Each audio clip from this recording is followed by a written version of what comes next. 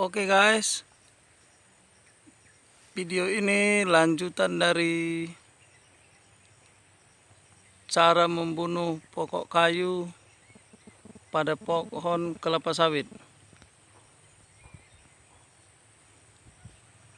Sekitar 3 minggu yang lalu kita impus pokok kayu tersebut dan ini dia hasilnya.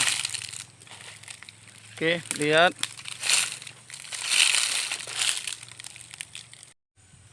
Daun kayu tersebut sudah beberapa persen mulai layu.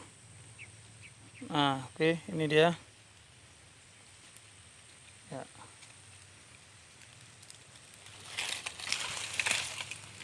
Kita lihat yang pokok yang di atas.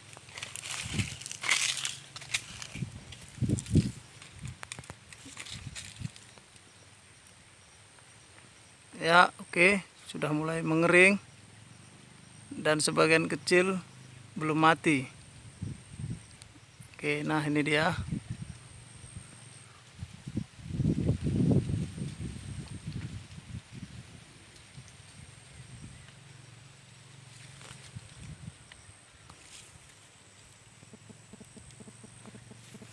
Ya, oke, selamat mencoba di ladang Anda.